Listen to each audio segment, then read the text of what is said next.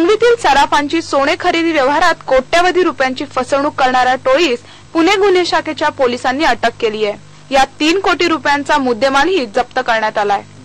सोनारांना फसवणारी एक गँग आहे, ज्यामध्ये साहिल मंगलभाई मोरजरिया, किसन नागरदास गोकानी, जरीन अहमद मेमन या तिघांनी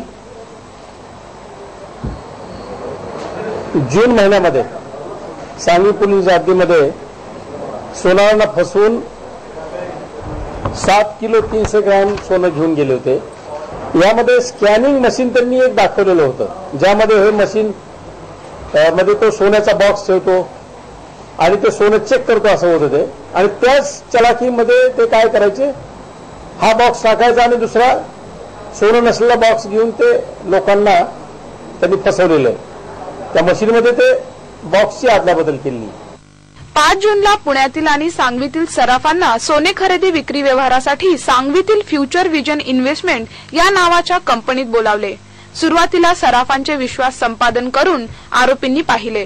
2 व्यवहार चांगले केले, मात्र त्यानंतरचा व्यवहार म्हणजे 5 जूनचा व्यवहार हा पुण्यातील 4 सराफांची झोप उडवणारी होती। सुरुवातीला सोनारांचा त्यांनी विश्वास संपादन केला।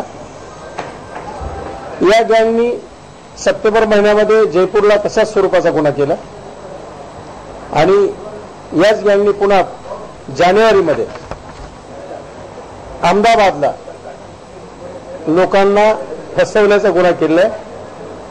लोकांना पासपोर्ट व्हिसा परमिट मिळवून देतो अशा स्वरूपाचं चिटिंग करून 40-50 लाख रुपयांना फसवलं होतं। तर या गँगच्या मागोव्यावरती युनिट 3 चे अधिकारी कर्मचारी होते आणि 3 तारखेला या गँगला बोरिवली कांदिवली इथं रेड करून पकडलेलं आहे। यामध्ये 3 लोक अटक केले आणि हे फसवणुकीतून जे सोनं त्यांनी नेलेलं आहे पुण्यामधून त्याचबरोबर जयपूरमधून हे सोनं डिस्पोज करण्यासाठी त्यांना मदत करणारा रितेश प्रेमचंद देसाई हा सुद्धा खोडासा अहमदाबाद मधला आहे, त्याला अटक केली पोलिसांनी आणि त्यांच्या ताब्यातून 10 किलो 400 ग्रॅम एवढं सोनं आपण जप्त केलेलं आहे। त्या मालाची किंमत मार्केट व्हॅल्यू आहे 3.5 कोटीची। घटनेच्या दिवशी या 4 सराफांना सांगवीतील ऑफिसमध्ये सोने घेऊन बोलवण्यात आले। त्या दरम्यान सराफांनी दिलेले सोने हात चलाकी करून ऑफिसच्या दुसऱ्या दरवाजाने सोने घेऊन पसार झाले। या प्रकरणात एकूण 7 किलो 300 ग्रॅम सोने आरोपींनी पळवून नेले। या प्रकरणी आनंद बाफना यांनी सांगवी पोलीस स्टेशनमध्ये तक्रारीची नोंद केली।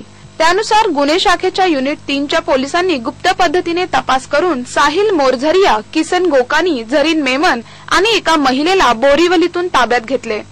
Bite DCP. या गुन्ह्यात वापरलेल्या शिक्के, पासपोर्ट, सोन्याचे बिस्किटे, सोने स्कॅनर अशा वस्तू जप्त करण्यात आल्यात। असा एकूण 350 कोटी रुपयांचा मुद्देमाल ताब्यात घेण्यात आलाय। बोरिवलीत 8 दिवस तळ ठोकून पुणे गुन्हे शाखेच्या युनिट 3 ने ही विशेष कामगिरी पार पाडली। पोलिसांनी दिलेल्या माहितीनुसार या 3ही आरोपींना न्यायालयाने 9 नोव्हेंबर पर्यंत पोलीस कोठडी देण्याचे आदेश दिलेत। यामध्ये जयपूर आणि पुणे येथील हे गुन्हे डिटेक्ट केलेत युनिट 3 चे पीआय सुनील पवार आणि त्यांच्या टीमनी। त्यामध्ये डीसीपी बनसोडे साहेब, एसीपी सातव यांनी त्यांना भरपूर मार्गदर्शन केलं, बरंचसं चांगलं नियोजन झालं आणि जयपूर पोलिसांचे संपर्कामध्ये राहून ही चांगली कामगिरी झाली।